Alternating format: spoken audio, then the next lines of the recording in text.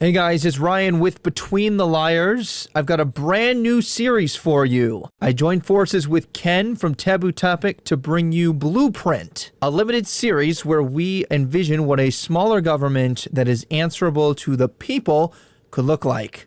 Conservatives like to complain about big government, but they seldom talk about what a smaller government should look like. Join us as we talk about the issues we see with the political landscape and discuss practical steps we could take to reduce and decentralize the government. I hope you enjoy episode 1, where we cover congressional term limits.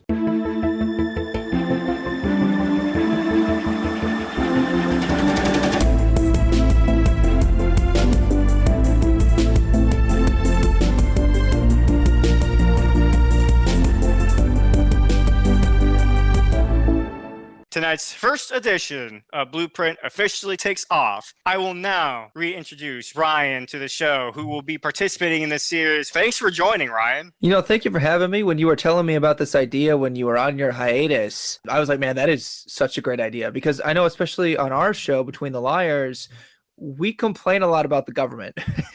And I know, Right. You like to do that on your show too. And I think that it's very easy to criticize and critique. I think it's much harder to come up with, well, what should this be like? And I think that, like, as we go through, what would we envision in an ideal government, at least from our perspective, as we go through this limited series? I think that will also help, at least me, have a greater appreciation for, like, what do the founding fathers do? Because, like, they had to design this government. Like, they set it up as a republic instead of a democracy for a reason. And, like, just going through our reasoning for why we prefer specific things instead of just complaining about the status quo, I just think that'll be a unique challenge. So I'm really happy that you were willing to have me on board for this. Well, that also kind of gets into, I guess, your next promotion. I mean, at least for this limited edition. You're officially a co-host, I guess, for the Blueprint series. All right. Co-host to co-host, at least. Keep on moving up. At least for this Blueprint edition series, unless Ryan says otherwise to me, he is the one person you can guarantee to hear his voice from. I may have a third person on here every now and then, just to kind of have like a different perspective, but you can guarantee it's going to be Ryan and I discussing this. And Ryan and I were actually talking earlier in our text messages, talking about how we've really started rubbing off on each other, some of the stuff, like how we run our shows. Especially this Blueprint series. This is really more of Between the Liars format, I thought, than my typical non-scripted rant sessions, if you will, that I'm used to doing on my show. Again, there's some aspects of this show that will remain true to its principles in the sense, like I said, it'll always be thought-provoking and there's no time limit, unlike Between the Liars. So if you want Between the Liars, basically untimed, this is where you can go to, I guess. And Ryan, I told Ryan earlier, like, he's actually playing audio clips for his Build Me segment. Yeah. So. He called me out. He's like, I see my show has influenced yours. I was like, you know what? Like, and honestly, the reason I didn't do clips at the beginning of mine, because it's time consuming. Like, we're not paid to do this, Ken. I wish we were. If anybody wants to sponsor any of us, hit us up. But, we do this as kind of, whether it be like, therapy or just, trying to help people process what's going on and keep them informed. Like, that's what the Bill Me segments was I thought it was going to be just, let's read the legislation. Nobody's going to like this. And I don't know. I think your clips help snag a little bit more attention. I mean, how long have you been doing it? I started at, I think it's been less than 3 months at this point, I think. So Talking about incorporating the audio clips. Oh, audio clips. Probably less than 2 or 3 weeks. Hey, there we go. Yeah, those audio clips, man. I mean, I'm sure it gave you a greater appreciation for the amount of work and effort I put into editing those weekly review editions. Yes, I think that. Well, and what's funny is that I don't think that listeners even truly grasp how much effort goes into a lot of these episodes. Like, sometimes we're doing show notes if we're trying to stay on track and organized, but at the very least, like, I know, Ken, even when you do your rants, you've got to do your research and figure out what you think on something, right? And then you've got to edit. Like, there's a lot that we put into this. Yeah, and also, I mean, to kind of go piggyback on what you said, I mean, and kind of going back to earlier what I said as far as remaining true to the show, I mean, these Blueprint series, I mean, you can find an actual outline of what we're talking about on my Substack newsletter still. So my Substack newsletters, they'll still be coming around once a week, and they'll still cover different topics. And so if you read this week, it'll focus on Congress. Next week, it'll focus on executive branch. Meanwhile, while we're using that as our guide as we have these conversations, the podcast itself, just because the Substack may be onto executive branch, does not mean we'll be onto the executive branch. This is actually using Ryan's idea as far as not trying to take too much, not to take too big of a bite into one subject, and actually have good discussion to really let the audience have a really general good understanding, like what our ideal government would look like, our ideal version of smaller government looks like. And I mean, a lot of work that when it put into this, especially for the ideas I came up with. I mean, I looked up things about term limits. That will be today's topic, by the way, guys. We'll be talking about term limits, but one of the main things I had to do a lot of research when it came to what the founding fathers' perspectives were when it came to term limits, which actually, it's funny. I walked away realizing that none of the founding fathers believed in term limits. Yep. I found that really funny. And then as time has progressed, I mean, we realized, like, okay, we don't want a president who has unlimited limits or terms he can run for, kind of deal, after FDR. And so there's time. And so we come into this recognizing, while appreciating the effort and work our founding fathers put into creating our system together, we do recognize there were flaws that they may have not recognized and missed, because we are human beings, and as time progresses, we learn new things in new ways that people can go ahead and try to obtain power, not just obtain power, but retain that power and increase their power even. And that's, there's just some things that founding fathers there's only so many things, I should say, the founding fathers could forecast it happening. But it's not to say that they didn't have those discussions, that we're going to have those discussions today and in this series, which, a lot of the thoughts and arguments I had in my mind, I mean, there were all those points the founding fathers also brought up. They just decided to go a different route at the time, as far as like, this is the route we should go with, but it doesn't mean, but just because they decided to go that route, it does not mean they did not have those debates and discussions and did not bring up those counterpoints, etc. So really, go ahead. I was going to say, it's also important to note that what we propose is a very idealistic thought process. And we're going to go through the pros and cons for each one of these things, but on a practical level, something that Congress should be doing, if they're doing their job correctly, is compromising. And a lot of the way that our government was shaped through compromises, right? Like, even when, we had I believe it was a majority, but at least a good chunk of the founding fathers, they wanted the rights to extend beyond just white males, right? But then they also acknowledged that a lot of people weren't going to sign on to that if they tried to press that. So, like, they were making small steps. They were compromised. Now, we can talk about whether or not that's a good thing or a bad thing, but like, I think that, maybe not term limits per se, but I'm sure that some of the things we talk about, they might have had to forego, either because they didn't envision the government functioning the way that it currently does, or they thought, I can sacrifice this for the bigger picture. Like, let's get us to have some federalized power instead of, just kind of like a treaty between 13 colonies. Like, I think there's a lot right when the sausage gets made, right? Like, I think that we have the advantage of being able to look at the final project, and you and I get to criticize it, and we get to look at the current project, and we get to criticize it and propose new things. But, there's real consequences for what, like, if our ideas become law, there's real consequences for that, right? And like, even things that we didn't anticipate that would be disadvantages would come out and rear their ugly heads. Yeah, I mean, and honestly, I think we just pretty much hit the first point of the layout that I had presented to us, as far as, what's the purpose of the series. I mean, the purpose of the series is to give you guys a visual of what conservatives like Ryan and I talk about when we say we want smaller government.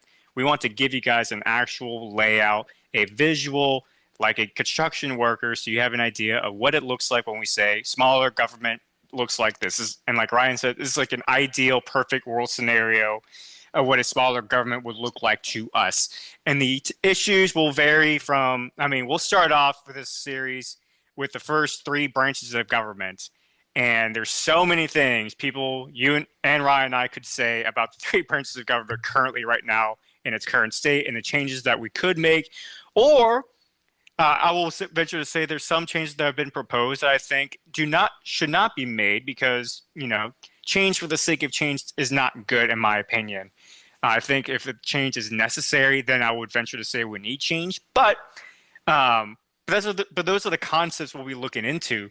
And I mean, also when I think about, when I also think about how the founding fathers had those discussions and everything like that, I mean, like you said, they did have a lot of compromising to do. But they also did a lot of research themselves to create this framework. And what Ryan and I are kind of doing right now is we might as well, it's like having like another convention of states sort of or the convention of 1870s, the Constitutional Convention, excuse me. I don't know why I can't remember my history all of a sudden, but it's like having a little mini constitutional convention right now that we're having. And they're the first part of the series. We'll be focusing on the three branches. In this limited series, this limited edition, we'll also cover other aspects. Like I want to get into, you know, the progressive era and, you know, ideas such as the Senate and how they changed the rules of the Senate with the 17th Amendment, which is actually part of the Congressional part. But with that influence, though, from that time era, it influenced FDR to create the New Deal. And so we'll look into the New Deal. We'll look into the criminal justice system and how we can limit the powers of the government while at the same time making sure the government is strong enough to hold people accountable, people who break the social contract, such as murder, for example. And that's just the most basic example, but you get the idea. Or when states are violating the rights of individuals as outlined in the Constitution, which we'll also get into the Bill of Rights, at least some of them, such as the Second Amendment, which Ryan is personally passionate about. So we'll also look into that, creating a blueprint as far as limiting the size of the government, while at the same time coming up with reasonable, or as Democrats like to say, common sense gun control laws. Which I don't necessarily believe in a free-for-all necessarily, but I definitely think the laws in place, I think there's too many restrictions on guns, but I digress. And this is for, my main inspiration for doing this series was because I watched an older clip from Sydney Watson talking to Elijah Schaffer from the Slightly Offensive TV show. So shout out to you guys if one in a million chance you hear this. But she talked about how she had no idea what it meant when conservatives say smaller government. How she liked the idea of it, but because we've grown up in this bloated, big centralized government in our lives, it's hard for us to imagine what that would look like in the 21st century. And I'm not talking about using general words or general ideas or buzzwords like a politician. I mean, actually give a point-by-point plan how we're going to not only shrink the government, but how we're going to maintain that shrinkage to allow the people to govern amongst themselves. There's a lot of emphasis on decentralizing power, but I'd also like to venture to say that state governments need to back off the law-abiding citizens too. What do you think? No, I agree. I think that I feel like it's very easy to go along with the status quo. I mean, I saw kind of a satirical comment being made. I don't remember when it was made exactly, but it basically said that this was when Trump was in office. Anyway, the point was made that Republicans promise to become fiscally conservative as soon as a Democrat is elected president again, right? So it's like the Republicans usually are thought to be more about conserving, right? By definition, we are interested in conserving the values. Not that we can't change things, but we're very slow to change things because we feel that there's reasons that some things are the way that they are. And come on my show or listen to my show, you'll know there's plenty of things I gripe about with all sides. So I'm not saying that we shouldn't change, but typically they are slower to make change. They're also typically slower to spend money, but that hasn't been the case recently. They also should have been slower in many instances to get involved in foreign wars. That's actually where the far left and conservatives at times would have some overlap, but lately we've just seen the government go full blown. Let's just be imperialistic. Let's just assert ourselves. And I think that, we're just at a point where, like I mentioned a second ago, we're complaining about the status quo, especially as conservatives, but we're not actually bringing up a blueprint of what would we do to change the status quo. And so, yeah, I'm with you, Ken. That's why I wanted to come on here, because I don't have all the answers. I never do. I never claim to. And honestly, I change my mind a lot as I get more information. Like my specific thoughts when I started the podcast, even till just over a year later, I've got some different ideas now. I've flexed on some things, or I'm not, I certainly haven't blown to the left, but like at the same time, I have shifted my ideas on specific topics. And that's why we did that show. And I think that's why this will be a great show. Great Reset is one of them. It is. We take a topic by topic approach, and it allows for the nuance and that discussion. And I'm interested to see where we agree on these and where we disagree. But, I'm here to bring the pros and the cons. I'm here to back you and to challenge you. So I think that, starting from that square, I think we're going to have a great time with this. I mean, that kind of leads into my question then, as far as like, what are points or subjects you are looking forward to going over, or you think we ought to cover in the future as we start this new series of blueprinting? Oh, sorry, ask that one more time, Ken. Yeah, so what are some subjects that you're looking forward to covering, or areas that you think we ought to cover in the future as we begin this new journey? So I'm really interested in discussing single issue legislation. In fact, one of the last bills that I covered in the Bill Me segment, where I go over the legislation, it's 134 pages, right? Because now for that one, it was about the Veterans Affairs, and there were some specific things, and that's fine. But also Democrats were accused of using a budgetary loophole so that they could take $400 billion and move it towards pet projects. And so a lot of times Congress has now shifted from, hey, we've got some compromises, I'll do something I don't like and that I do like, and you do the same thing, to now, you know what, I want these pet projects or these kickbacks given to these constituents, or these lobbyists or what have you. And they have these conglomerate bills that are sometimes thousands of pages long, certainly hundreds, and then they're not even given time to read them before they're asked to vote on them. And Congress isn't doing their job if they're not reading the legislation, right? Which brings me to the second thing I'm really interested in. Austin stated this early on in our podcast when he was on the show with me, and I concur 100%. I think that every time a bill is introduced, it needs to be read word for word from the floor of the House or the Senate, so that they know what's going on and they don't just vote on something, so that we have some transparency and they know if they're voting for a pet project or if they're just voting for whatever the headline happens to be. So those would be two things that I would really be interested in covering in this segment. What about you? This is not really, as far as this segment in particular, I'm really looking forward to discussing the 17th Amendment process and how the Senate gets elected. I think that is such an interesting that was an interesting consequence of the progressive era that occurred, right? And that it was no longer state legislators that voted on who gets to represent in the state at a federal level. It was now a direct vote. It was a direct vote.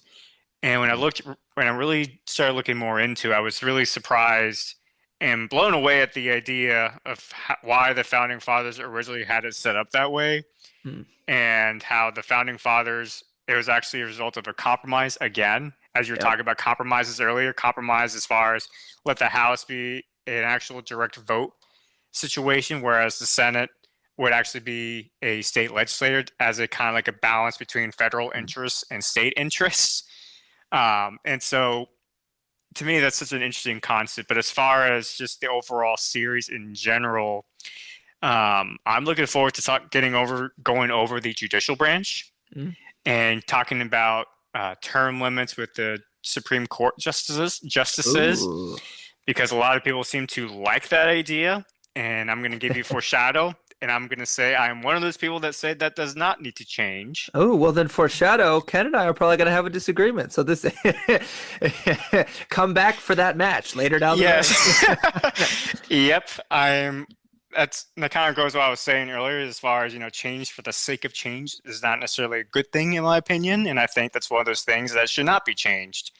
But we'll cross that bridge when we cross that bridge.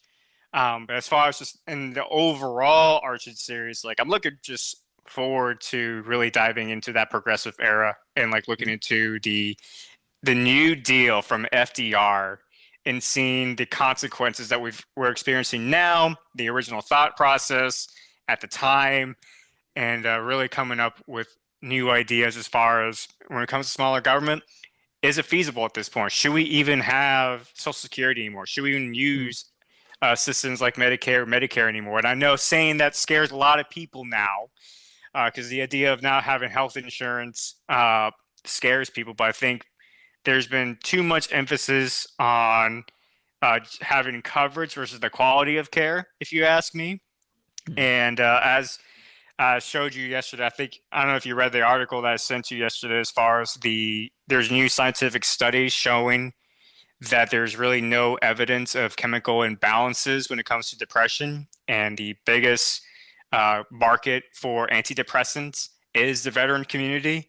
And so what does that say about our healthcare system or government-run healthcare in particular? And so, I mean, I'm looking forward to going over that. Is there anything like that you're thinking of, like outside of three branches or outside the Congress portion anyway, that you're looking forward to going over or wanting to go over?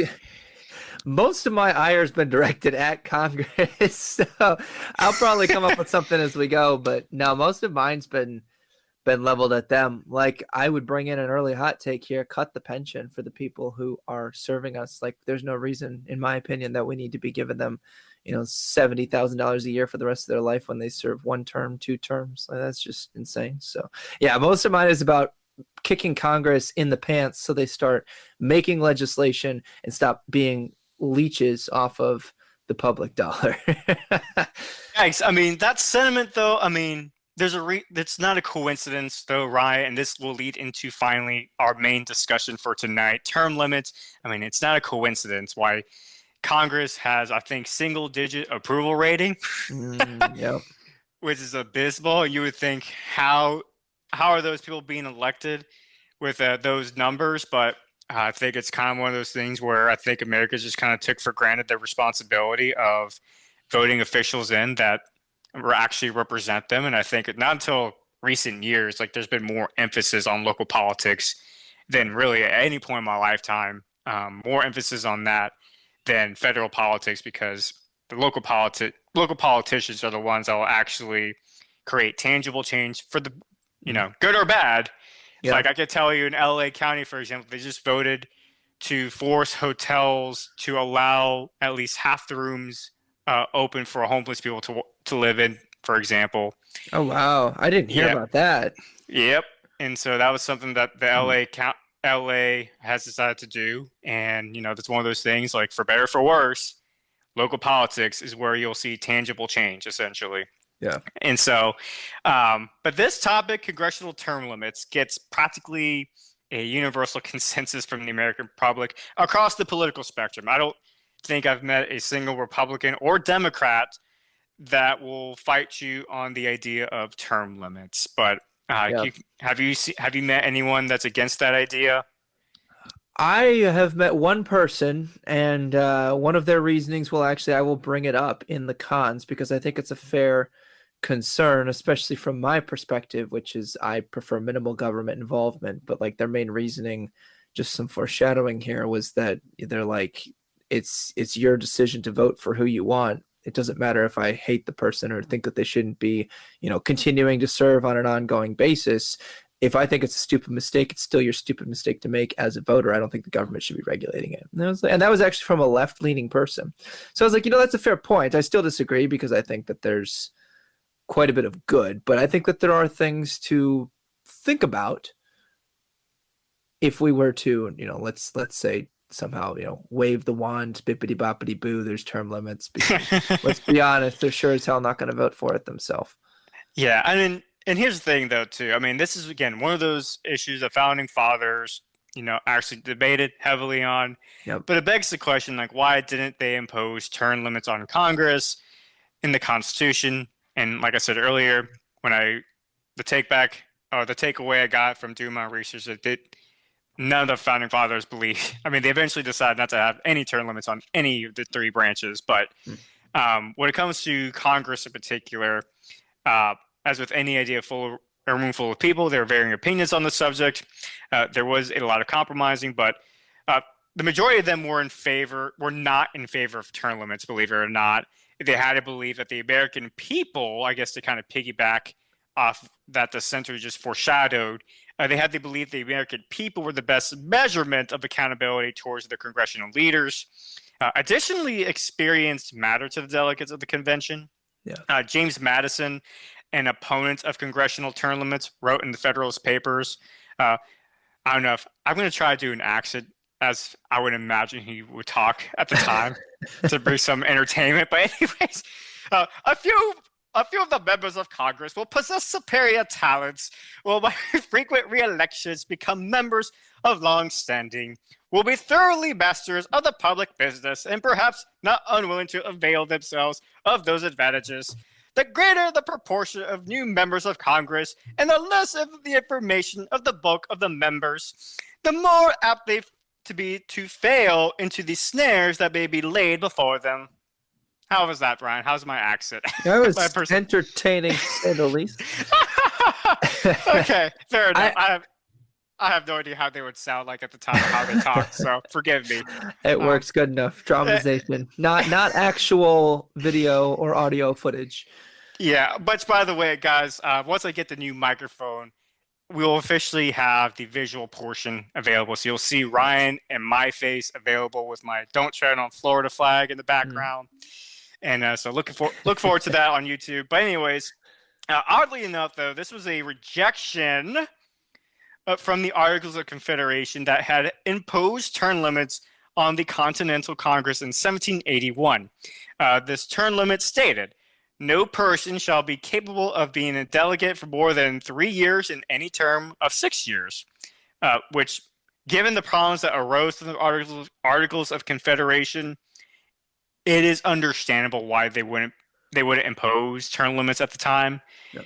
Yet, to kind of allude back to what I was saying earlier, as far as what the forefathers did not foreshadow, what worked in 1778 has only partially transcended into our time in the 21st century. There is now, I will say this: the pros, as far as the no term limits, there is an advantage to having experience. I do believe in that, and I do agree with that.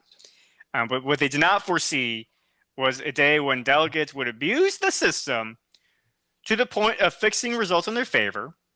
This is not to say that the American people, who up until recently have undervalued the responsibility of electing congressional officials, don't share that responsibility for this corruption.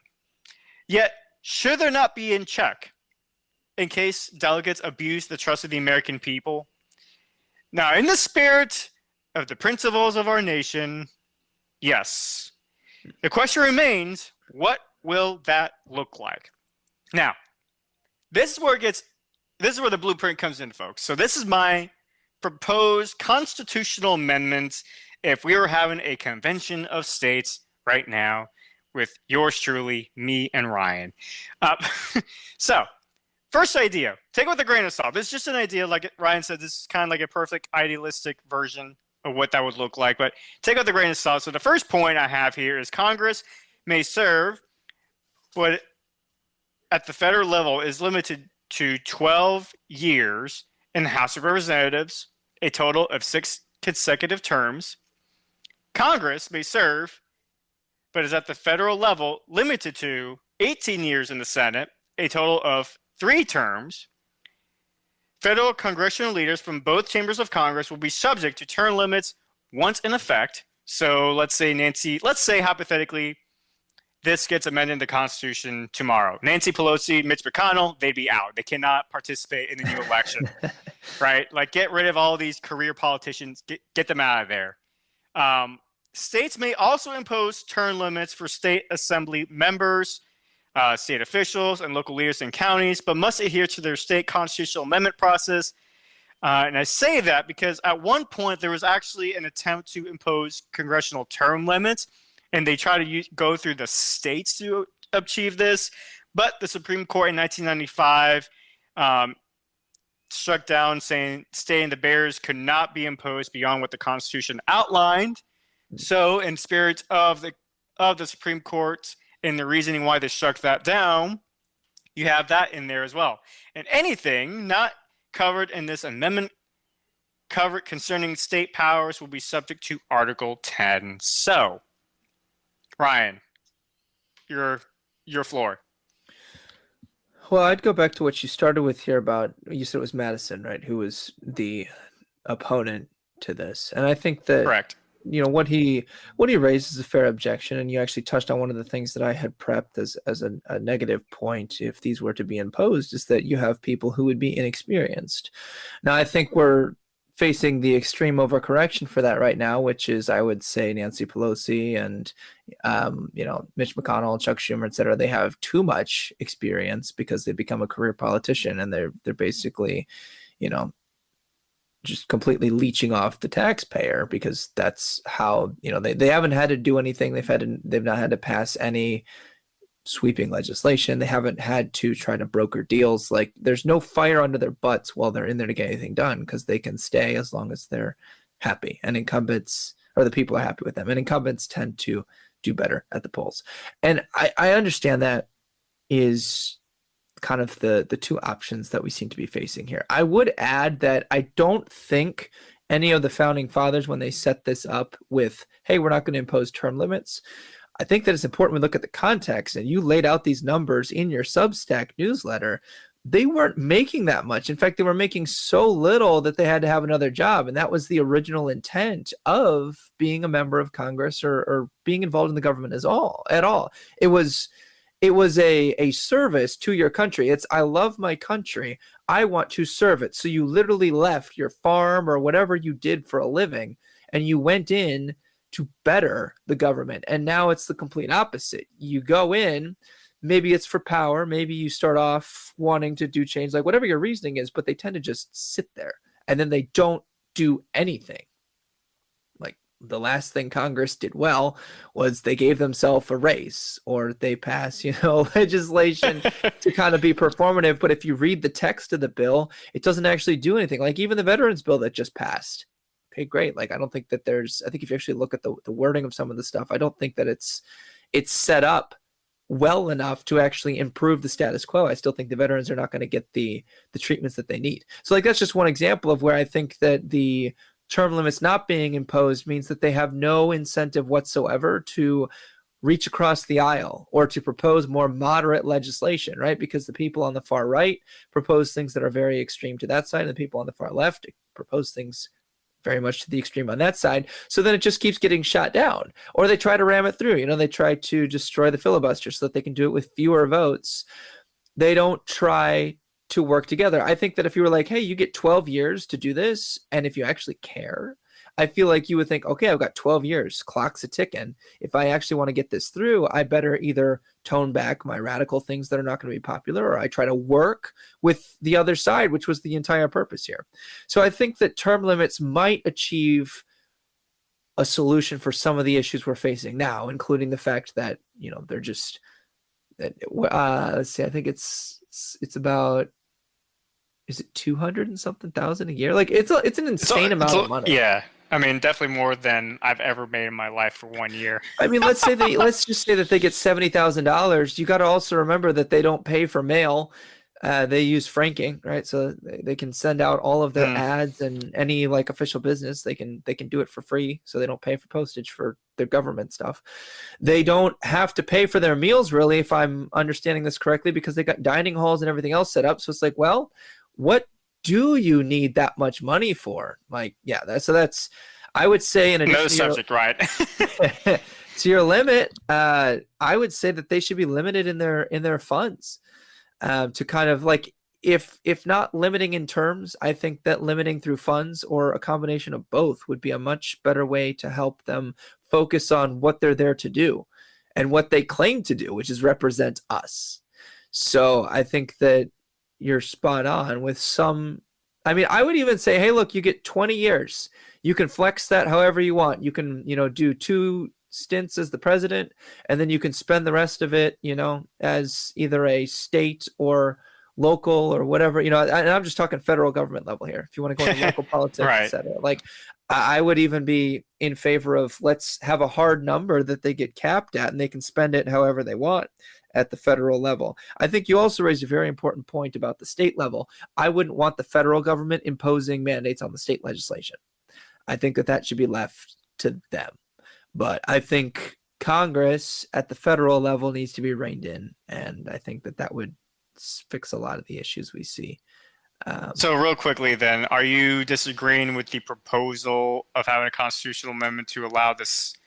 Are you agreeing with the point about letting states impose term limits for their own people? Yes, I'm agreeing. I'm saying that if there are to be term limits at the state level, it needs to be done by the state government. Now, for the federal level, I think that we could do a constitutional convention being called, like just from a practical standpoint. The states could actually force the federal government if we made this as I understood it anyway. Maybe I'm wrong, and maybe that's what you were getting at with the Supreme Court, but my understanding is the check on the federal government is that states have the ability under Article 5 to call a constitutional convention if they get 2/3 of the state legislators on board, which is 34 states, and then if it's ratified by 3/4 of the states, so 38 out of 50, you could pass a constitutional amendment to the federal constitution, not the state constitution. And we could, I believe, pass an amendment that states that they get a specific term limit, because Congress, let's face it, is not going to do this themselves. No. So we, the people, through a constitutional convention, I believe, could in fact, on a very practical sense, make this a reality at the federal level, and then we could also do it at the state level if we wanted. Let me ask you this then, which, by the way, I'm glad you brought up Constitution or Convention of States, because that is the second way we can actually amend the Constitution, and no one really talks about. Even in conservative circles, they never bring up the fact that's actually outlined in the Constitution. Dude, the states have so much power. Like, they can veto federal stuff. Like, there's so much they can do that we don't, because most people just think, okay, it has to be 2/3 of the House and 2/3 of the Senate, or 3/4 of both, I think. Whatever it is, that's the usual thought. Yeah, but people don't realize if Congress is not willing to amend the Constitution, go through the actual process, the states could actually say, hey, we're going to go ahead and have a convention of states, and we're going to go ahead and make these changes to the Constitution, because, I mean, our founding fathers, one of those things, again, where the founding fathers had the foresight of imagining a day where, I guess you could say they kind of envisioned a day where Congress would get corrupt. They probably didn't know to the extent of how corrupt it would be. Well, Congress is a lot like the king, and they were very much fleeing the king's reign of terror at that point, right? So they wanted the president to have, like, basically, the higher you went, the less power you were supposed to have, which is why, like, they almost didn't want to federalize. There was a lot of debate about if we should even federalize in the first place, but they basically said, hey, foreign enemies and also the ability to, like, speak as a united front kind of goes away if we don't. So it seemed to be a bit more begrudging, but, like, it was designed to have the states have the power, not federal Congress. So let me ask you this then, as far as, because I kind of struggle with this as far as coming up with a general idea of a good number for term limits. Yeah. Would you say, when it comes to at the federal level anyway, would you say that we should have term limits separately for the House of Representatives based on how they get elected and how many years they could serve for, which is 2 years, and have a separate one for Senate? Or should there just be more like a unified set number of years? So let's say I decided to run for the district in Sarasota, Florida, for example, and let's say the amendment process or the term limit says I could serve 20 years in Congress total, no matter whether I'm in the Senate or I'm in the House of Representatives. So that would mean I could, let's say, 10 years in serving the House of Representatives. If if I were to ever get that lucky to get elected, I would have basically only 10 years to serve in the Senate as a result because of that 20-year limit overall to both chambers of Congress. What are your thoughts about that? I'll start by saying that I'm pretty open. Like whatever it took, whatever compromises it took, like I'm happy to flesh this out more and more. I will state what I think are some of the advantages of like a blanket, let's say 20 years. I think that, let's be honest, we don't really see like usually there's not supposed to be a hierarchy, but there is. Like senators are given a lot more clout than your House of Representatives, and part of that's because of the amount of power that they hold. Part of that's the way that their duties are outlined in the Constitution, and part of that is, it was originally the way that they were set up, right? So it was supposed to be kind of the middle ground between federal and then like your local constituents. But like most people are like, oh yeah, AOC is like this voice. It's like, well, she's a representative. She represents a district versus, someone in the Senate represents the state at that level. So I feel like state senators I feel like they think it's beneath them to run and represent the more local regions. And I think that's part of the reason they're out of touch with their local constituents, right? Because in theory, what the state senators are supposed to do is they're supposed to represent the state's interest, every district in the state. And your congressional members in the House of Representatives are supposed to represent the district. So it's like a funnel, right? So at the you get more and more concentrated. You're supposed to be more and more touch. And I think that if we just said you get 20 years, then I think that would let them have a little bit of an idea of how would they like to spend that time, as opposed to, I feel like if we do it the other way, some people might view it as, well, I'm trying to get noticed in the House so I can then move to the Senate, so I can then move to like governor and then president. Like I feel like if we more room for corruption or career politicians, basically, is what you're saying. Perhaps, but like I'm more thinking if we said you get 20 years, then that encompasses everything from governorship to House to Senate to president, everything at the federal. So you include the presidency. I wouldn't include governor. Once I said that, I realized that's state. So forget I said that. So House, Senate, president, right? So if you want 2 terms as president, that's 8 years gone. You get 12 years to serve somewhere else. Or if we did, 30 years, whatever it is. I just want some limitations. So even if we said, hey, you can't serve more than 30 years cumulatively, well, that's over, half of a good chunk of people's lives, certainly their adult life. Like why, if you can't run until you're, 22 for most of these positions, 21, I forget the exact age, even 20 years at that point, you're up in your 40s. If we did 30 years, you're up in your 50s. There comes a point where you're not really representing the population, as we're seeing with, Chuck Schumer, Nancy Pelosi, Mitch McConnell. Like, I really think that it's a high number, but it still makes it so that we weed out some of the true career politicians who've had enough time to really get, in my opinion, corrupted.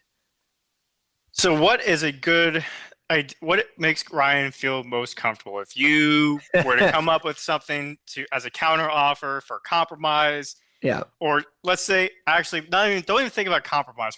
Let's just imagine like you're king of ride for 1 second and say, I'm going to impose these changes that I feel comfortable with as far as limiting the powers of Congress, as far as term limits. What would your ideal solution be?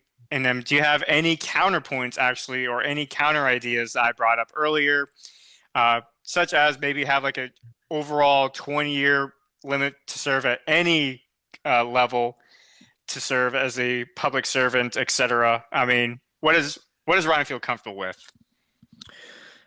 If I were to do a blanket overall, I'd do 20 years. I did like your numbers that you outlined, so I'm not opposed to those.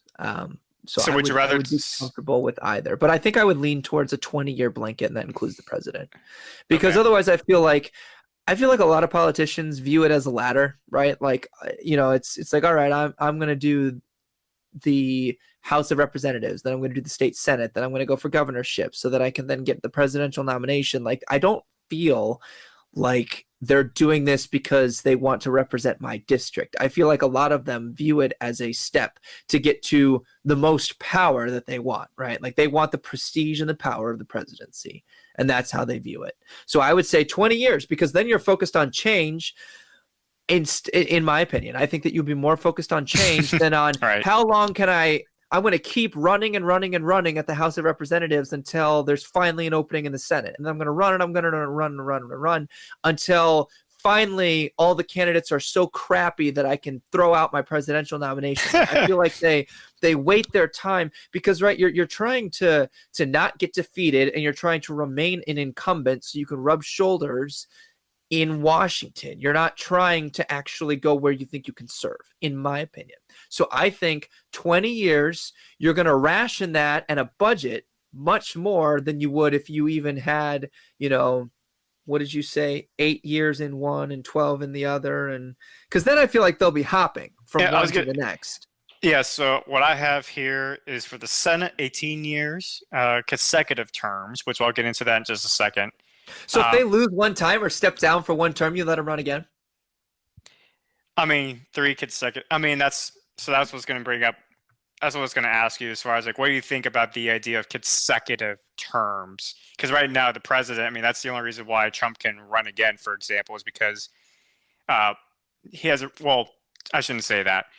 There's been some points I've heard in the past from more liberal arguments as far as technically Obama could run for third term because he hasn't run for 2 consecutive terms. It doesn't specifically state 2 consecutive terms. And so, as long as it doesn't run for 2 consecutive terms, excuse me. So now I think about it. Wait, hold on. They're saying Obama could run again? There's some people that have said that. Okay, well, those people are wrong because I have the 22nd Amendment, Section 1. No person shall be elected to the office of the president more than twice. And no person who has held the office of president or acted as president for more than 2 years of a term to which some other person was elected president shall be elected to the office of president more than once. Which basically means if President Trump had died in office and then Mike Pence stepped in as vice president for the last 2 years, then my understanding from the reading of this is that he could not be elected. You couldn't. Obama could not. From my understanding of this, he could never run for vice president because in the event the president dies, he would have to step in. Although it does say they shall not be elected to the office, so run with the conspiracies as you will. They let Obama run for Joe Biden's, when he's 89 years old. And you see what I'm saying here. So it sounds like you cannot run on the ticket as president. He could not run on the ticket again, regardless of the break or any of that, because he was elected twice. Now Trump has not been elected twice, so he could run again. Now, if Ron DeSantis, let's say, is the GOP presidential nominee and Trump is the vice president nominee, and this is getting way off on a tangent, but I think this is fun. So if he, let's say Ron DeSantis served 2 years and then resigned and then Trump stepped in, then Trump, from my reading of this and my understanding, could not run for a full extra term because that would be too much. Does that make sense? Yeah, and I think that's what they were trying to hint at. Something along those lines. I think I may have just worded it wrong. That's all good. So but you were asking me about my thoughts on consecutive terms. Yes. Okay. I think that I don't care whether you take 10 years on or off. I think that your clock starts. So like you don't have to. Your first campaign is not when your clock starts, but when you serve a term, and let's say you're the president for 4 years. I don't care if you don't run for a decade and then you try to run for, 24 years worth of terms. Like, I think that the cap is the cap. So I'm trying to think how to be the most clear on this. You get elected to no more, in my proposal here, no more than 20 years. So if you want to serve 2 terms as president and then you want to do 8 years in the Senate, and then where am I at here? I think I need another 4 years, right? 8, 16. Yep, another 4 years. So then you could serve 2 House of Representative terms because if I remember correctly, those are 2-year stints. Correct. So You then think the that would states should be completely left alone. So you like that portion, correct? now I'm talking about the state representatives at the federal government. So if you are the So that's what I'm state saying. So yeah, senator, yeah, no, that's what I'm saying. So when we, when we go to the state politics portion anyway, not the federal portion, but we right? dwindle down to the state politics. Do you like? I'm assuming that does not. Let's say you do your 20 years at the federal level, you could still you could still serve in your state politics if you wanted Yeah, to. sure, Okay. absolutely. And I think that I would be in favor of term limits there too. But there is less power. You're more plugged into your district, right? The more local you go, the more you can influence the community, like you mentioned earlier, for better or for worse. So I'm actually okay with that. I think it's the politicians that are trying to have, it seems like anyway to me, the highest salary, the most power, and they get out of touch with their constituents, and then they think, I'm going to unilaterally decide what Congress is passing here, and if I can't get it through, then I'm going to break the filibuster. And if that's not, you see what I'm saying? Like I think that it's just Right. there's less power at the local level, even at the state level.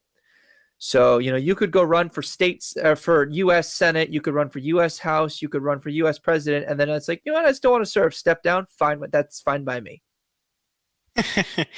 Well, I think too. I mean, here's the thought I just came up with on my head as you were talking about your 20-year blanket. Because like, the more I think about it, I actually kind of like that idea. As far as you have 20 years to serve at the federal level and everything like that. But the same, I mean, I don't know. A part of me is like having second thoughts about my own idea as far as states may impose their term limits. As far as should that 20 years also apply to let's say you serve 10 years at the federal level, 8 of those years you serve 2 consecutive terms as president, and you say you want to become governor. And part of in my head, I'm just, because I really just don't like the idea of career politicians. I think that's what it is for me. Yep, that's fine. Yeah. And so part of me just thinks like, should they be able to go ahead after serving this 20 years and run for other offices in the state and continue that process of the career politician, for example? But it would also venture to, I guess, add on to the point of, well, since you're not getting a pension anymore, this will get into the qualifications and pay aspect later on in this blueprint series. But if they're not getting a pension, then it's like, all right, well, there's your incentive. You want to keep serving the public and you want to, I guess, make some money, which is terrible. It's terrible to say it, but I do get the purpose of getting some pay from Congress when the founding fathers created that pay. And I'm trying to focus on term limits right now. So I'm not trying to get. Yeah, you're walking towards the edge. Yeah, I'm walking very close.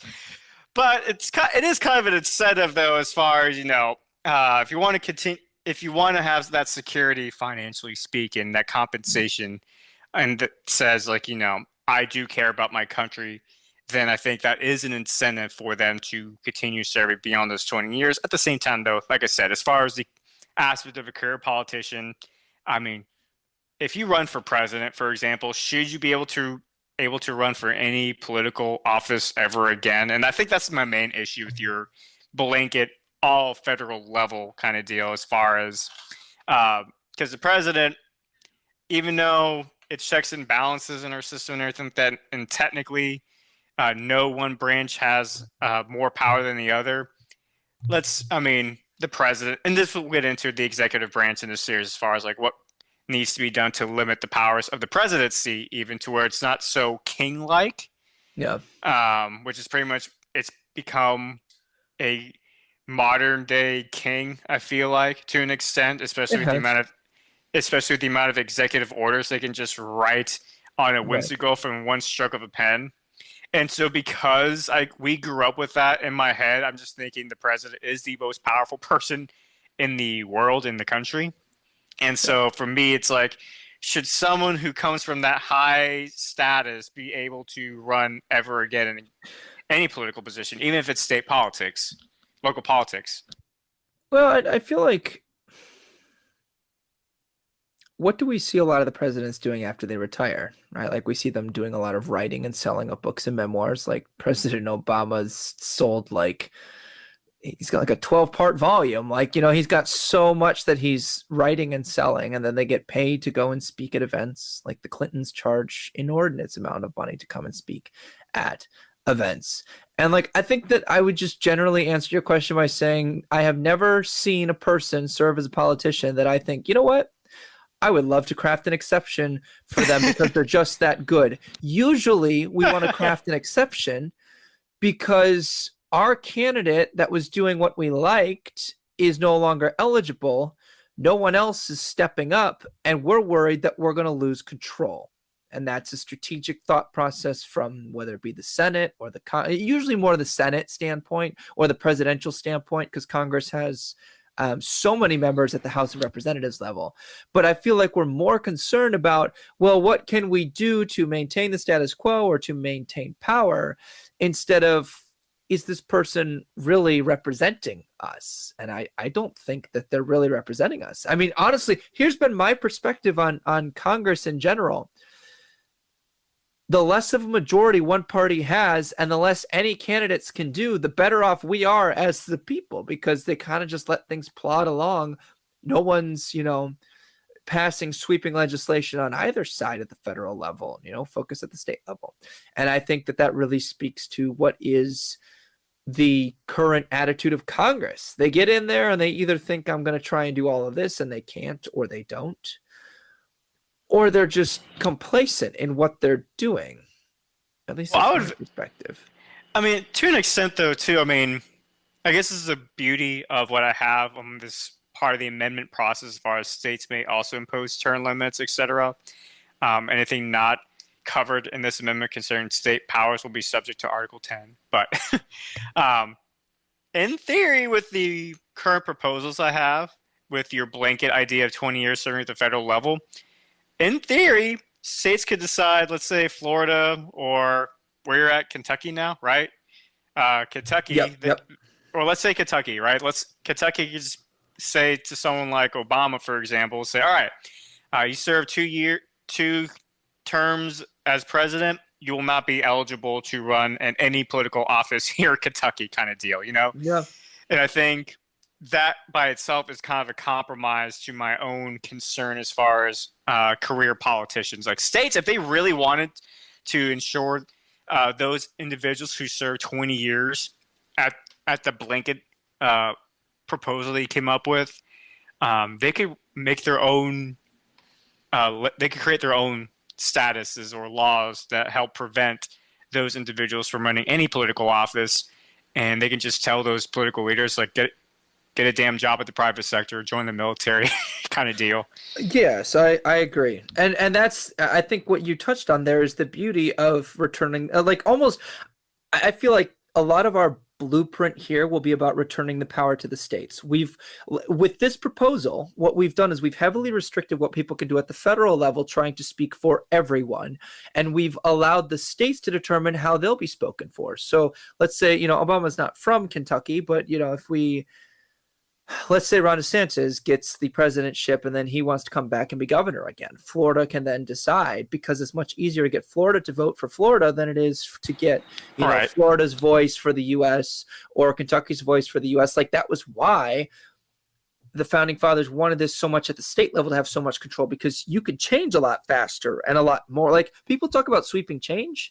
Talk about sweeping change for your state then, right? Because if Ron DeSantis wants to come back to Florida at that point, and he wants to, serve the people in that way, if Florida wants someone who's been the president to come back and serve at the governorship, then they can write their constitution to do so.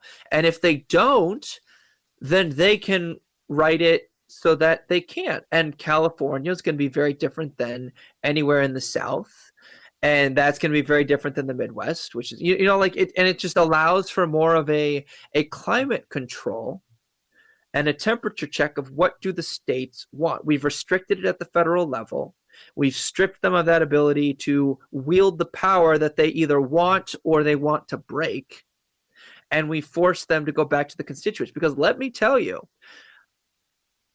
a politician is going to be much more subjugated to the whims and the mercy of the voters when they can be limited like this, right? Because it's going to be almost at the behest of the voters at that point in the state of Florida, in the state of Kentucky, right? So I think that would allow us to not only fix a lot of these issues, I think that it also answers the original call of the founding fathers. Let's make sure that the people hold the power, not the politicians. Okay, so this kind of gets into state politics then. As let's say Kentucky did have a proposal to ban someone like Obama in a hypothetical sense. He's from Kentucky. Right. Yep. Let's say, well, actually, let's pretend you're from Illinois because that's where Obama is from.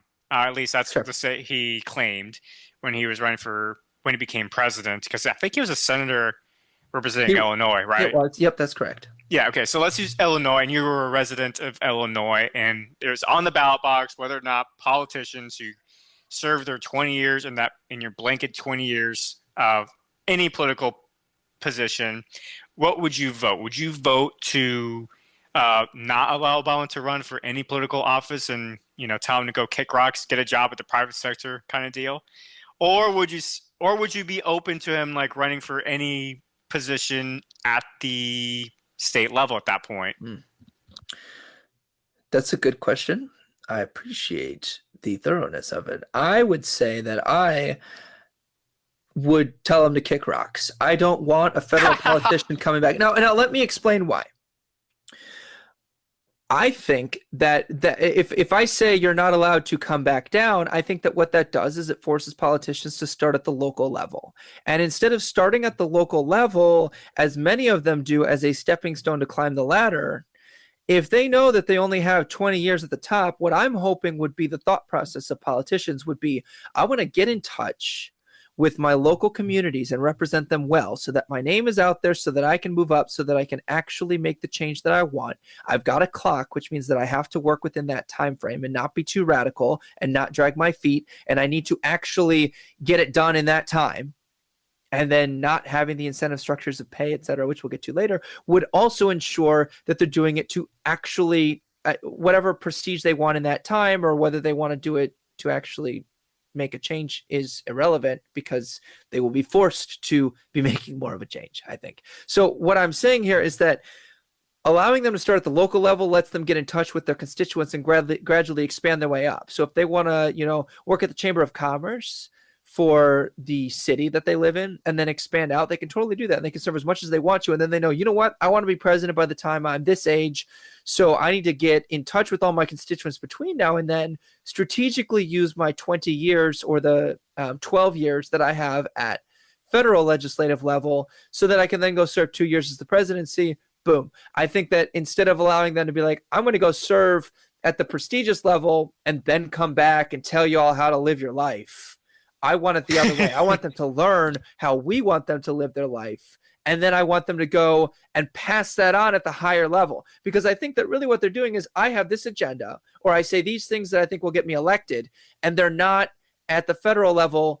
AOC is not representing her district. She's trying to represent her state. And that's not who she was elected to represent. She won by a slim margin or whatever the margin was for her district. She did not win the state. She's too radical for the Jewish conservative portions of New York. She would need to tone it back. So I think that you need to get in touch at the local level and then work your way up. So that's why that would be my reasoning for that. Now, would that just apply for any politician who served 20 years at the federal level, or would that just be more for presidents in particular? Any 20 years. When you're 20, once you've served your 20 years, that's it. I would allow an exception for someone to serve. I would allow an exception for someone to serve, let's say, 12 years and then step back down. And I know that that's going to let people use that as a loophole. But let's say that I want to give them the benefit of the doubt and say that they realize that they don't want to complete those terms. They want to go back and serve their community. I think that the community voting and having to have their ear to the ground there more, I would trust the communities to make that decision. But once they've completed that 20 years, I would say I don't want you coming back. Because, like, here's the deal. Obama is much beloved by a lot of the people who are not conservative. And he even won a large portion of the conservative, that's like more center conservative vote back in the day on his first presidential election run, because he was much more of a moderate. He was much more unifying in his message the first time that he ran for the presidential office. And so I think that people will almost vote for him just out of the familiarity of him, just out of, I think that we romanticize a lot of what politicians in the past did, especially as they get removed from office and removed from the public eye. So I would say for that reason, I don't think that they should be able to step back down once they hit that 20 years. If you want to serve for 16 years, 18 years, and then go back because you're really that desperate to stay in politics, or it's just because you truly love your community, I don't care. You'll have to convince the community you love them because they're going to vote for you. But I would limit the 20-year mark. And I feel like I'm splitting hairs at that point, but that would be my compromise there. 20 years. Because otherwise, what if someone serves 2 years at the federal level and then they realize they're much better fit for local communities? Like, that's the extreme I'm looking at here, right? Like, the extreme that most people will get to is they serve 18 years and now they're trying to be a career politician at the local level. But what about the person who served 2 years in the U.S. House of Representatives and then decided they'd rather go back and work at the Chamber of Commerce? Why would I penalize them? So I would either craft specific nuance that it's like, I don't know, 10 years or fewer, or I would say that as long as you don't hit your 20-year cap, you can come back. So here's my nuance to your nuance. Okay. Okay. Yeah. So what would you say then? Would you say let's again go back to that 20-year. Let's say they did their 20 years, right? Obama does his 20 years in your world and your proposals, and he comes back and you vote no. Would you say that applies to every single politician, or should that be on the ballot box for? As far as so should that rule for the state be applied for all Congress members, or not all Congress, but all elected officials who are at the federal level who served 20 years? Or should it be a case-by-case basis? So let's say Obama, right, did his 20 years, and on the ballot box, it says, should Obama be allowed to, serve in local politics ever again in our state? In the state, the people of the state vote no, but let's say there's another person who served 20 years, and let's say he's another president from Illinois, hypothetically, in the future, right? He serves his 20 years, 8 years as president, and let's say he decides, he also gets put on the ballot as far as whether or not the state feels as though he should be allowed to represent or serve in local politics. And let's say hypothetically, for this nuanced perspective, the reason why I say that, but let's just say that perhaps they didn't necessarily like Obama and how they represented their state, and so they feel as though like he wasn't worthy enough, if you will, to serve in local politics ever again in Illinois. But this other guy who is also president and served 8 years as president, did his 20 years, they felt as though he did a really good job, and he was, deserving to be allowed to work in state or local politics again. What would your thoughts be on that nuance, your nuance? Nope, I would go back and I would say that this should be passed as a constitutional amendment at the state level. So states pass a constitutional amendment, or they create an amendment that says to their in their constitution whether this can or cannot be the case. It is irrelevant whether that person is Obama or somebody else. It's just a blanket statement. But if you were resident of Illinois specifically, though, like, would you rather see something like that, or would you rather see more like a universal standard applied in your state? I would rather see a universal standard applied, because otherwise what you're doing is you're creating this almost hegemonic power, because Illinois tends to vote blue, at least at the national level, and the government or the governorship and things like that, right? Which means that states— That's fair. And you could even do Tennessee at the red level. Let's say we have, or let's say Florida. Florida's pretty red right now. What you would create is this hegemonic power in which if a Democrat from Illinois gets elected president, then they'll be given the exception to come back and basically be not king, because they're not almost king if they're governor, right? Because and I think that my rationale, my value system for this system being put in place is because I don't want career politicians. I don't care who they were. I don't like, I'm going to vote specific ways based off of my preferences, but I don't care who they are, what party they affiliate themselves with. I do not want them to be able to come back, period.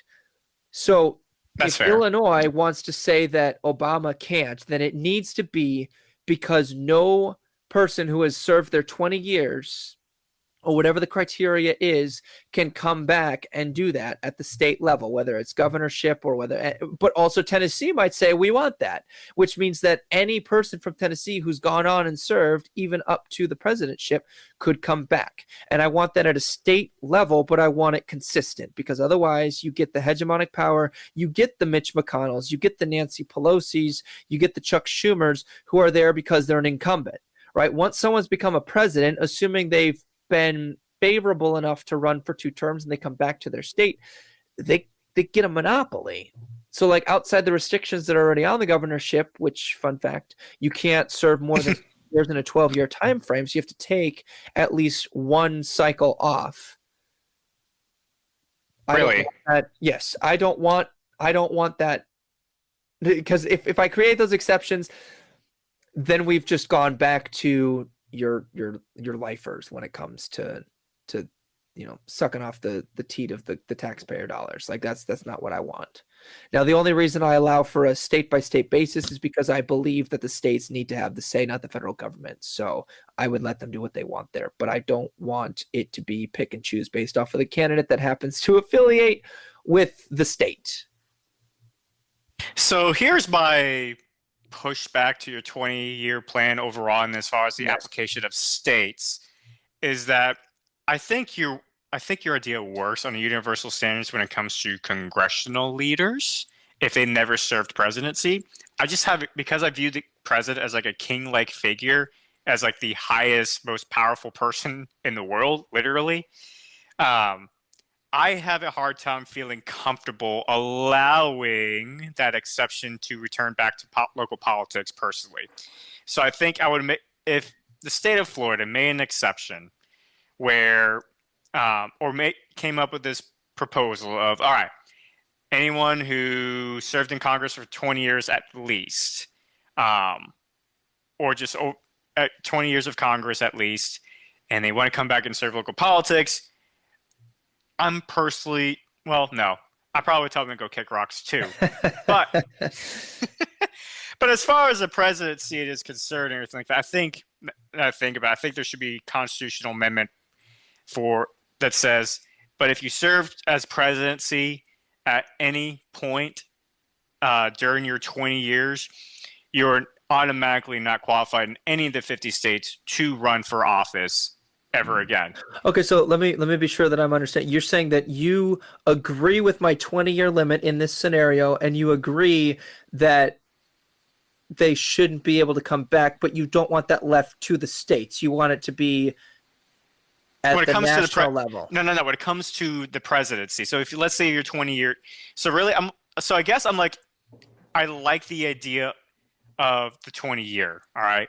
Okay. But But as far as like the states is concerned, I think this congressional leaders, if you've never served as president at any point during your 20 years, I think that should be left to the states. When it comes to whether or not the president should come back and serve in local politics, I think there should be a constitutional ban saying the president himself cannot run in any local politics ever again. Because to me, like I said, I do view him as a king-like figure, and it's probably because we grew up in this generation where he has that much power, and so for me, I just feel very uncomfortable with someone who's been president, been the most powerful man in the world. He's going to have all the influence, and now he wants to run for local politics with all that influence and power.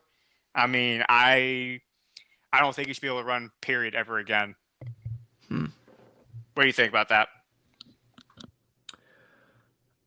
I'm open to it. I kind of like your reasoning there, and I to an extent I do agree with it. So what you're saying then, if I'm understanding your scenarios correctly, is if I spend 1 6-year term in the Senate, and then I get elected to the presidency, I cannot go and serve at the local level ever, regardless of the Correct. fact that I didn't complete my 20 years. Correct. And that shouldn't be left to the states to decide. That should be blanket, just that's written into the federal constitution. Think so, personally. Okay, so then let me ask you this. Would you limit the president from going back to finish out his 20 years or her 20 years at the federal level? Going off your same reasoning that you view him or her like a king. As far as I think, honestly, I mean that's a good point. That's a good counterpoint, to be honest. That's why I'm here. That's why I'm here. Yeah, because in my head I'm just thinking I'm thinking, well, as long as he's within those 20 years, at the federal level, like I could care less. But at the same time, that would be contradicting what I just said just a moment ago, as far as king-like figure should not be able to run for local politics ever again. Yeah. But I think it's also protecting states at the same time. But who are you, or what are you protecting the states from? Because the main argument that I always give and that I see made by conservatives for the states having that type of power to decide for themselves is the states know best, the constituents know best. That is the most accountable level of government. So what would we be trying to protect them from in this scenario? I mean, someone who has that much influence and power. That's my concern. Okay. And that's really what I think the states should be protected from. Because let's say someone with Obama's status, I mean, he has all the connections literally globally around the world. A lot more connections than probably, John Kennedy, one of the representatives in the House in Louisiana, right? Sure. Yep. John Kennedy. He has a lot more connections, a lot more power, a lot more influence than John Kennedy does. But because of that, let's say with that scenario, he were to go back to Illinois. I mean, who's to say that he doesn't have inner connections within the Illinois state system to make sure he can serve in local politics again? Like, who's to say he can't do that with that amount of influence and power that he had? So I think that's what I'm protecting the states from, personally. I see the rationale there. I have two counters to that. The first counter would be the fact that I do stand by the question I posed earlier. Why would we not be consistent here? I would say that the states should have that power to decide just so that they have the ability to do so. I don't think we need to save them from that. So that'd be my first one. But to your point of the rationale, I would say if Obama wanted to go back and he wanted to serve he couldn't serve as a state senator. He could only, or as the U.S. state senator, he could only serve in the Illinois State Senate or the Illinois House of Representatives, or as the governor or as a mayor, in my mind, if a state likes the politician that much, they're not hurting anyone outside that state, right? Versus if they could continue to run for president, I think you've got a lot more of an argument there, because it affects all 50 states, and just because you have a powerhouse of connections shouldn't mean you're a king forever. But if he wants to go serve at the Chamber of Commerce, I'm sure the people who are like, hell yeah, I'll just go chill with my homie. I think that any person who wants to, because here's the other thing. In this hypothetical world, let's say we've eliminated the pension. So the president's not getting, $400,000 a year for the rest of their life necessarily. They're not getting 400, whatever the salary is fixed at. Right. One proposal I've heard has been that I really liked. They should get the median salary, like the most common salary in their area, or even the average, the mean salary that's going on. So if he wants to go and he wants to make, $100,000, $60,000, whatever it is for the district, and he loves the people that much, why would we stop that? Because I think that he would have to be so in touch with the people at that point. If that's what they want, go for it. He's not going to fare very well in Kentucky or Florida, but if Illinois wants him, then they'll vote for him. And when they're sick and tired of him, then they'll vote him out. And that would go for any politician. So that's why I would say, let the states decide. Okay, then how about as a compromise to your pushback then? What would you say if someone came up with the compromise of he can run for the state can decide if he wants to run for local politics, like the Chamber of Commerce and everything like that. But as far as um, letting him run again in an executive level, like governorship of Illinois, for example, Okay. that should be an automatic ban. Like you've already led an entire nation. You should not have the power to run another executive position like that again at a state level. I'm more on board with that. I think I would still say let the state decide, right? Because if the state's concerned about that, then they'll vote against it in this scenario. But I think you've got me a little bit more on board with that. If I had to if Ken and I are the new constitutional convention going on here, I would be willing to I'd have to think on it a little bit, but I would be willing to consider that proposal if it meant that they got this ban of leadership in place. And the biggest reason you've got me there is because you're forcing the president into a position where they have to compromise, and they are one voice out of however many state legislators you've got. It's no longer the executive king type position. So I think the reasoning there, Ken, is a little bit more consistent. So I'd be willing to take that. Okay, so I guess this kind of gets into the last points as far as for tonight anyway. What are some term limits? What are other limits you think that would help the states maintain power and letting the federal government have too much say when it comes to term limits? What other nuances can you think we've missed right now? So just to be sure I've understood the question, you're asking more at the federal level, state level, either or more at the federal level. Like what else can be done to curtail as far as limit the central powers to have more of a say than the state levels? I mean, I don't know, because like I said a moment ago, like to me, at the end of the day, like I just don't want a career politician. That's my main concern about this whole scenario.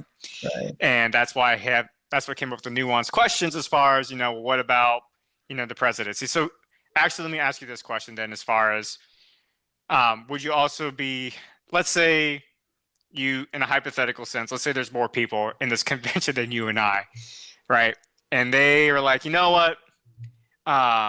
No, the president should be able to run for executive position at the state level. That power should be, you know what? Never mind.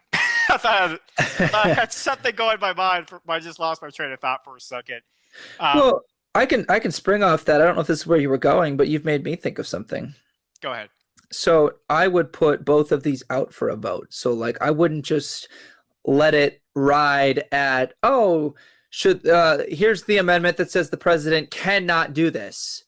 And then they're like, no, we don't like that. And it's like, great, president can. So I would then put the second option out there as, we're still imposing these limits. You see what I'm saying? So like I would take this point by point, and I would do that as, are you familiar with ranked choice voting? Somewhat. So basically, let's say that instead of,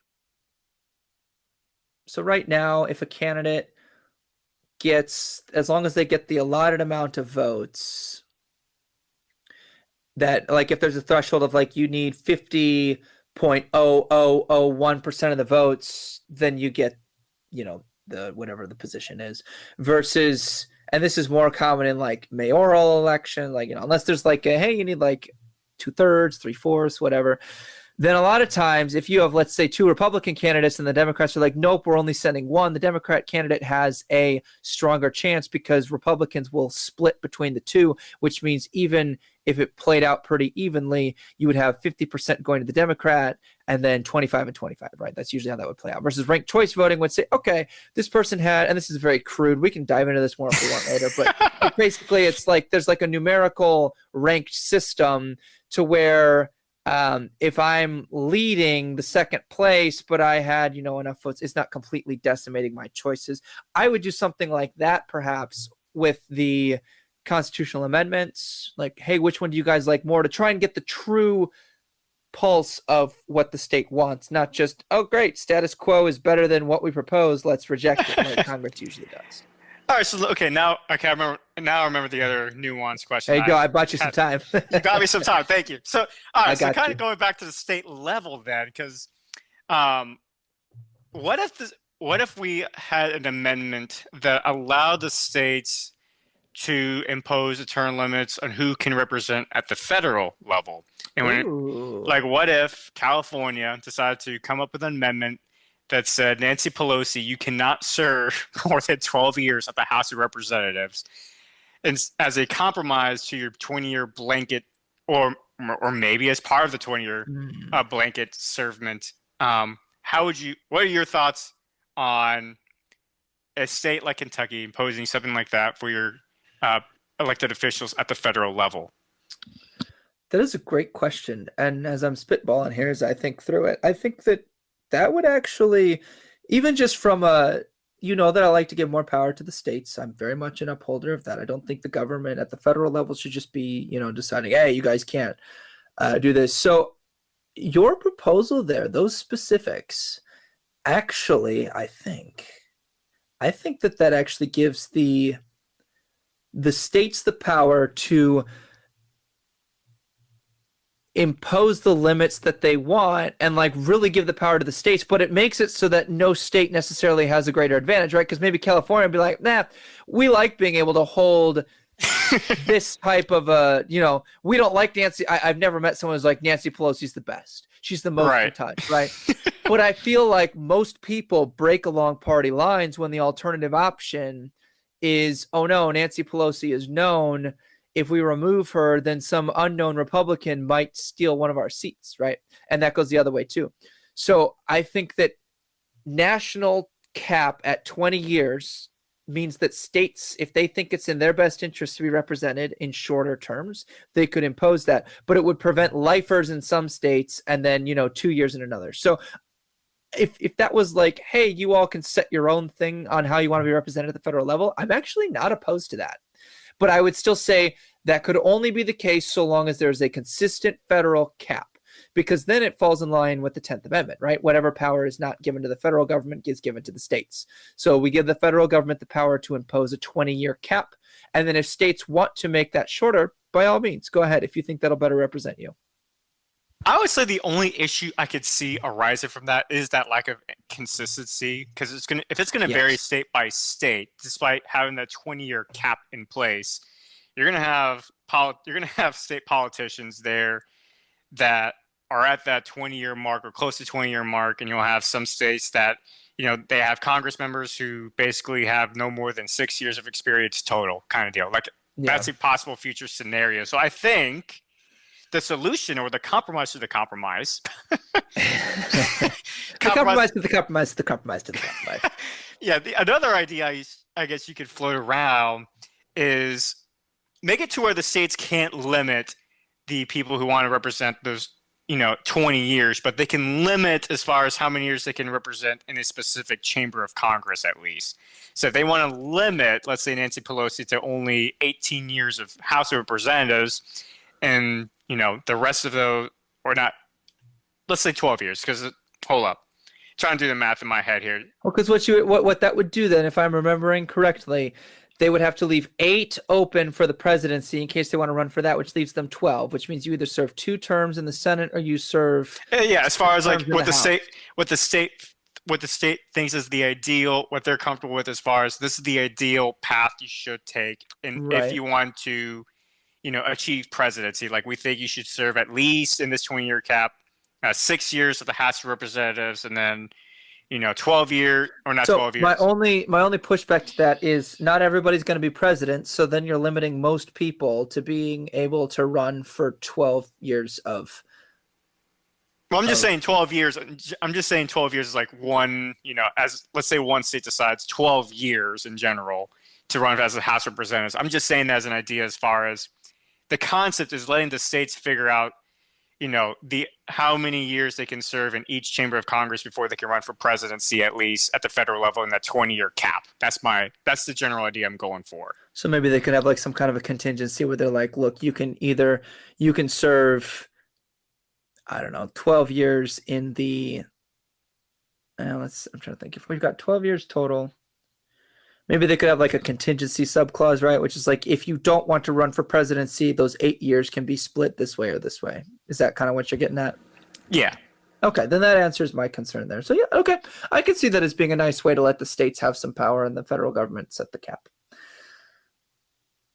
Yeah, I mean, it's just kind of giving more powers to the states at that point, because I think that was like the original idea, and before term limits was struck down as unconstitutional in 1995, was the states, they're the ones who were trying to tell their constituents or delegates that represent at the federal level, like, hey, you can't represent our state more than so many years per se.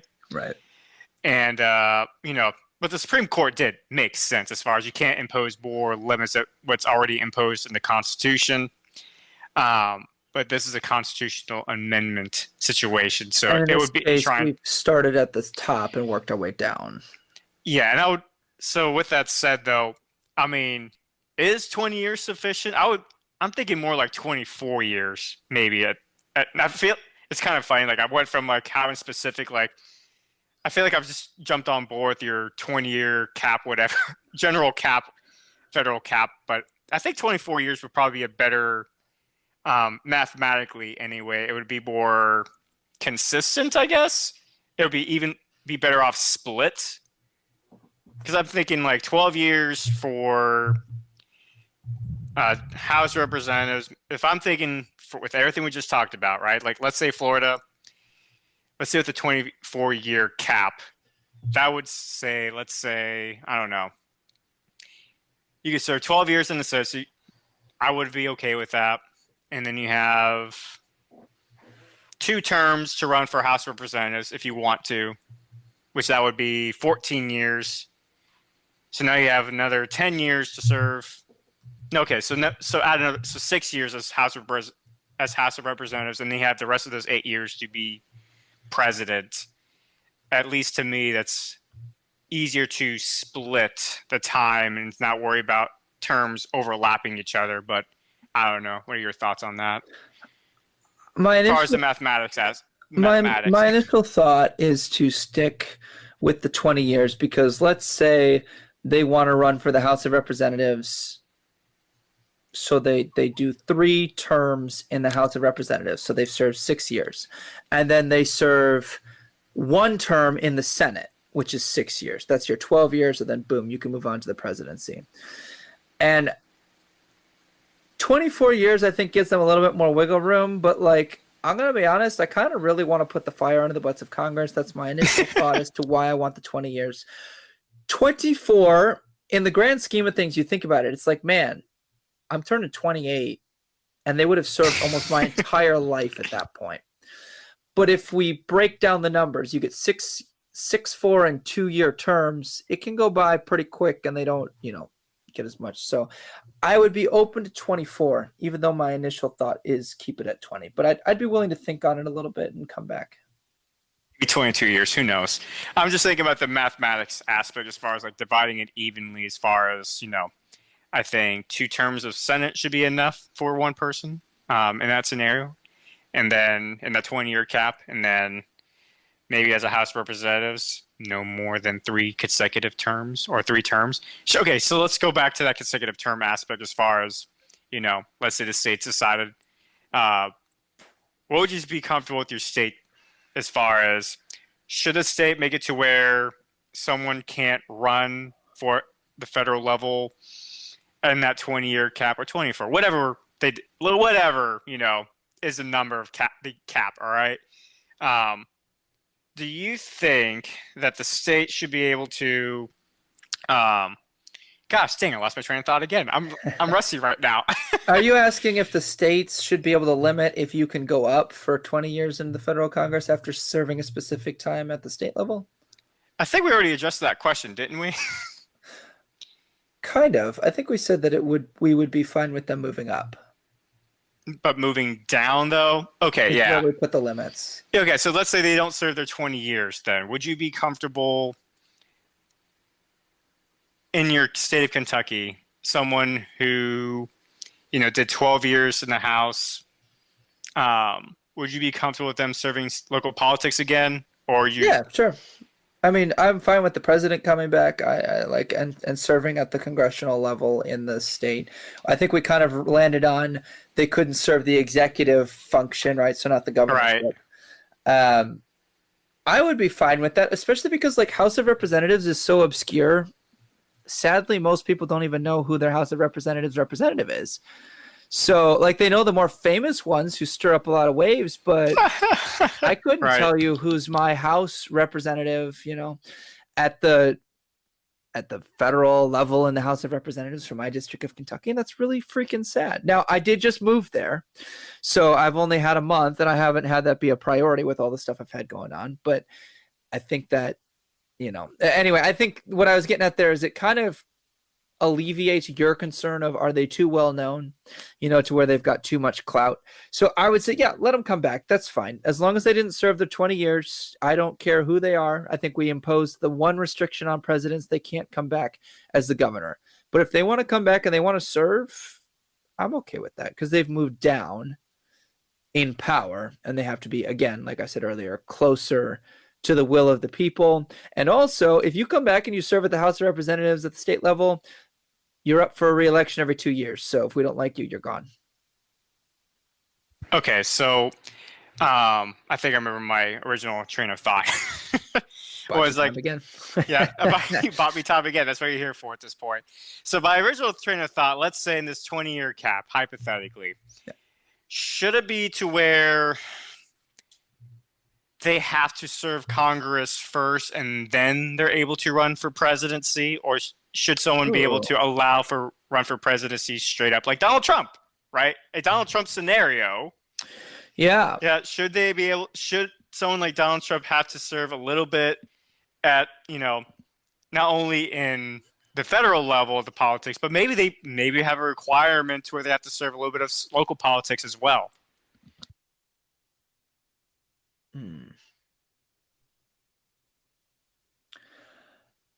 I don't think I want to impose a restriction that they have to serve a specific order. Like the main reason I started with 20 years and they can do with it as they want was to give the candidate some choice. Like where are they interested? Where do they think they can serve best? And I personally think that, you should have your pulse on some of the more local aspects, but Donald Trump would be an example where he obviously pissed a lot of people off, but he also, what he said was very radical, but his policies themselves were not as radical. Like, in fact, I think people who followed the policies that were passed under his legislation, if you actually look into what they did, most of those people that I talked to, even if they strongly disliked him as a person, were like, okay, that was a good call. So I don't think that for the president level, and that's one example of it, you had to be the pulse of the people. I think that, he came in, and between the people that he was surrounded with and what he did, I think that he pissed a lot of people off with what he said, but his policies themselves actually did, by and large, coincide with the general people, which is why they got through Congress stuff, right? Because like the Republicans didn't have a 2/3 majority to pass the stuff. So I don't know. I would say, I'm just kind of thinking out loud here. I would say no specific restrictions, because some people can pull it off, some can't. Some pull it off better than others. I think in general, that's the path that keeps them the most grounded. But I've also known plenty of politicians who just use you as a stepping stool and then they're out of touch anyway. So yeah, I let them do what they want. I think most people by default would try to climb the ladder to kind of, whether it's to get a feel for the people or just to get their name out there. So I would think that that could be let go. So would you be open to a compromise then to something like, as far as at a congressional level, not at the presidential level, to where maybe before you can, let's say the state of Kentucky came up with a proposed amendment on the ballot in November for you, and it said in order for to run for Congress at the federal level and with that 20-year whatever cap, you have to serve at least a certain amount of years at the local politics here at our state level first, and then you can go to the federal level. I How would actually you feel like about that that? proposal a lot. That's a great proposal, Ken. Because what that would do is I didn't like the proposal earlier so much. I mean, it was fine. I was willing to take it as a compromise when you had proposed that they could determine where at the federal level they could serve for how long, because originally I did want them to be able to choose. But if they can't advance to the federal level without having a certain amount of time served, that lets the states decide and then lets them move up. Now, here's the one issue that I see with that. California is going to have different requirements than Tennessee and Florida, et cetera, and so forth. So are we okay? Because, like, are we okay with California letting people run straight for the presidency within the 20-year time restriction, but Tennessee has like this super stringent, you must serve at the Chamber of Commerce for this many, like, are we okay with that? So would you then propose a compromise to the compromise to the compromise to the compromise, an actual constitutional amendment at the federal level where there's some universal consensus as far as, all right, so states, you can do this, but this is the limit, just so we can have that continuity and consistency, if you will. Okay, let me point out that you asked this question 5 minutes ago, and you've just tried to walk me back. You're basically asking the same question, and I know, I think it's hilarious. He's got the salesman pitch going here. So it starts off with, in case you missed it, what Ken starts off with here is: do you want the federal government requiring that states, do this? And you know what? If I'm asking the same question, if I'm asking the same question, if I'm asking the same question, just phrasing it differently, I think we've landed a natural conclusion for tonight's episode. Then, unless you have. I'm just giving you a hard time. It was actually, I think it was fair enough. Ask it again, Ken. I'm sorry. I got too caught up on giving you a hard time. You were basically asking, would we want some restrictions at the federal level of where you have to serve that the state can then work within? Yeah, but more or less as far as, to avoid that inconsistency that you just brought up, that flaw you just brought up.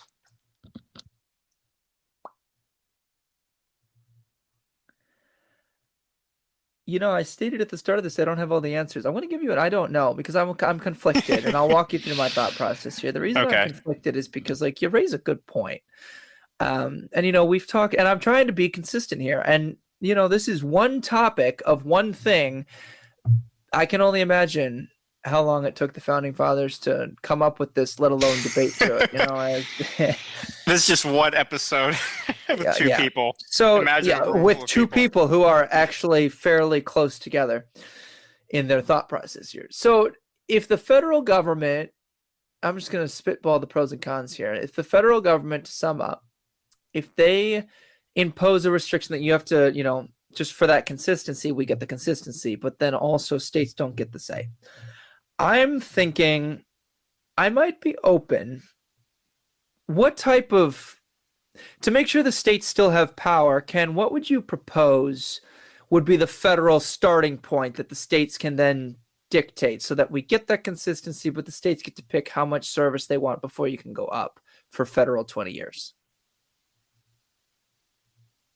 I think a bare minimum of just like 2 years at the bare minimum. I think that's enough, to be honest. Like, I'm not asking for a career politician in the state level to, because we don't want those. Okay, so I would, with that specifics, I'd be all right with that, because the federal government then says, I'm trying to think how we'd get around this constitutionally, because we could do this legit as long as we could make the states enter an agreement, right? So it would be like calling the Constitutional Convention, the Convention of States. They do because we know Congress isn't going to do this. So on a practical level, we as the states get 2/3 of us to call it, and then 3/4 to ratify that these restrictions are on the federal government, and also the blanket state requirements, but also delegating the power to the states in this article that's being added to the Constitution at the federal level, that the states get to adjust and add to that if they want. What do you think of that? I don't have all the answers either, Ryan. I'll have to have some time to marinate it, and that's why we have this series, though, and that's why it's not split into we're trying to cover Congress in one entire episode because we would be here for 8 hours, I feel like. You know what we should do? We should walk through this like we have been, but at the end of the series, you and I have this was our compromise, right? Like we laid out our ideals, but then we have to pass something at the end of the series, and then we lay out our new constitution. With the new amendments. Yeah.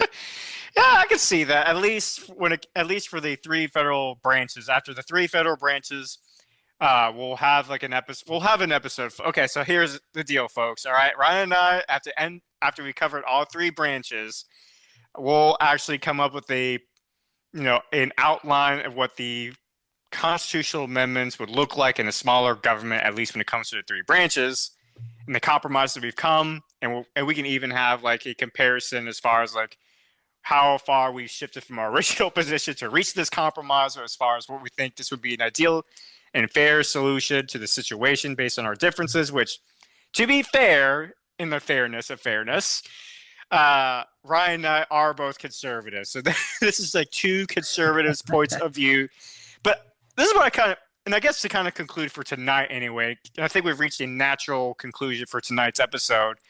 Unless you have anything you want to add as far as nuance, no, whatever. But the thing with this series, though, is like is that even though we have like similar ideologies, like we definitely have. I mean, you've heard it tonight. We have our disagreements still. Like there's some specific nuances, and imagine this is with 2 people. Imagine with an entire room full of people, hundreds of people in one room, crammed in the summer, no AC, and they have to figure out how they're going to create this government that's going to serve the people and limit the powers of the federal government, while at the same time empowering the states to govern by themselves without much interference. I mean, I thought tonight's conversation was pretty good, Brian. I don't know about you. I agree. What you call it. And then at the end of the day, though, I mean, it'll be interesting to see how much we've shifted our positions as far as compromise after compromise after compromise, and the nuance we brought up. Do you have any final thoughts before we close things out? I think my final thought here is that, my prediction was correct. The more we talk through these, the greater appreciation I have for the Founding Fathers.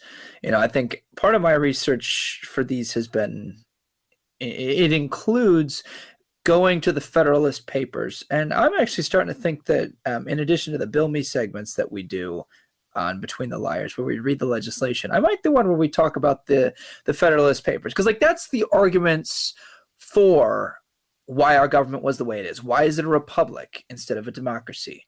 Why were we federalized, and what was the reasons we almost weren't? And there's so much that you need to take into account. There's a lot of nuance we have to bring in, like you said, Ken. I think you hit it on the head. Like, this is 2 people who tend to skew the same direction, still having disagreements. What happens when we bring Josh or Marcelo or Chris from the alt-left? Like, what happens, and where do we compromise? So I'm excited to see where the rest of this goes. I'll leave it at that. I will say I kind of wish the conservative conventions like Turning Point USA or the CPAC, I kind of wish this was the kind of conversations they were having, to be honest, instead of the bitch sessions I hear from them. I mean, don't get me wrong. There's a time and place to vent about the problems, about the current administration and the current politicians and everything. But I kind of wish they kind of had more of this format where they're discussing ideas, or discussing giving people that visual what a smaller government looks like, so they can go out and promote these values that we believe in. So just throwing that out there, Turning Point USA, if you want to hire me, to run a convention someday, or, CPAC, if you want to listen to anything that we're saying tonight, by 1 in a million chance, please, by all means, look into it. So let's see what I have to say. Anyways, thank you, folks, for tonight's first ever edition of Blueprint. I hope you enjoyed the conversation. Stay tuned. I'll be back to close things out. You can say goodbye to my friend Ryan. With that said, folks, stay tuned. All right, stay tuned every Friday for a new episode of Blueprint with Ken and I. We will take a new issue every single week that we see with the government, and we'll talk about it and bring our proposals. Remember, you can find Between the Liars on Spotify, Apple, YouTube, Twitch, and Google Podcasts. You can follow us on our social medias to stay updated. Hit that like and subscribe.